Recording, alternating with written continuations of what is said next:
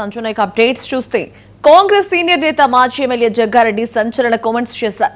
తాను జీవితంలో సంగారెడ్డి నుంచి ఎమ్మెల్యేగా పోటీ చేయనంటూ ఆయన ఆసక్తికర వ్యాఖ్యలు చేశారు. ఏఐసీసీ సీనియర్ నేత రాహుల్ గాంధీని తాను సంగారెడ్డికి పిలిచి అవమానించానేమో అని ఫీల్ అయ్యానన్నారు. తన కోసం రాహుల్ గాంధీ సంగారెడ్డికి వచ్చారని, తనని గెలిపించాలని గట్టిగా ప్రచారం చేశారని చెప్పారు. అంతగా ఆయన ప్రచారం చేసినప్పటికీ ఇక్కడి ప్రజలు తనని ఓడించారని, తను చాలా ఆవేదన చెందారని, అందుకే సంగారెడ్డిలో ఎమ్మెల్యేగా జీవితంలో పోటీ చేయనని జగ్గారెడ్డి తేల్చి చెప్పారు. ఓడగొట్టిన సంగారెడ్డి ప్రజల వల్ల నాకు మేలే జరుగుతుంది. ఎందుకు మేలే, ఏమైంది చెప్పాలా మీకు? నేను ఓడిపోయినందుకు ఈమె చైర్మన్ అయింది, అవునా కదా? ఒకవేళ నేను గెలిచి ఉంటే ఈమె చైర్మన్ కాకుండే, బాగా కష్టపడ్డది కదా.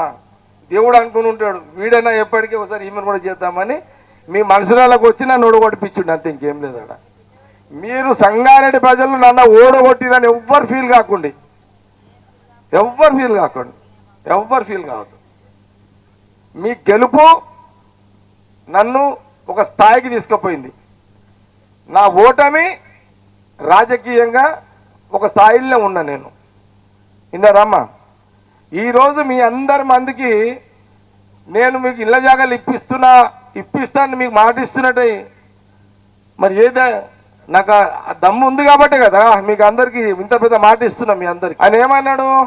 రేవంత్ రెడ్డి ముఖ్యమంత్రి గారు అన్నారు, పోలింగ్ అయిపోయింది కదా, పోలింగ్ కాగానే మా జట్టి కుసుంకు అన్న క్లాస్మేట్ ఇంటికి పోయినాము, ఆయన కూడా వచ్చిండు. వచ్చి అన్నా ఇక నువ్వు గెలుస్తున్నావు, నువ్వు కూడా క్యాబినెట్లు ఉంటావు అని చెప్పాడు. అంటే మినిస్టర్ అవుతావు నువ్వు కూడా అన్నాడు.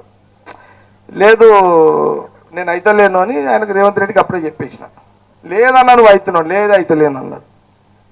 సరే ఓడిపోయినాము, వాళ్ళు కూడా షాక్లో పడ్డారు. ఈ జగన్నేంద్ర ఆయన ఇట్లెట్లా ఓడిపోయిండు అని చెప్పి. నాకు పెద్దగా ఫీల్ ఏం లేదు, ఓడిపోయిన ఫీలింగ్ కూడా ఏం లేదు. ఒక 3 నెలల తర్వాత నేను మా కుసుమ్ ఇద్దరం కలిసి సీఎం రేవంత్ రెడ్డిని ఒకసారి కలుద్దామని పోయి కలిసినాం. నన్ను గెలిపించిన ఓడగొట్టిన సంగారెడ్డి ప్రజల వల్ల నాకు మేలే జరుగుతుంది. ఎందుకు మేలే, ఏమైంది చెప్పాలా మీకు? నేను ఓడిపోయినందుకు ఈమె చైర్మన్ అయింది, అవునా కదా? ఒకవేళ నేను గెలిచి ఉంటే ఈమె చైర్మన్ కాకుండే, బాగా కష్టపడ్డది కదా. దేవుడు అనుకుని ఉంటాడు, వీడైనా ఎప్పటికీ ఒకసారి ఈమెను కూడా చేద్దామని మీ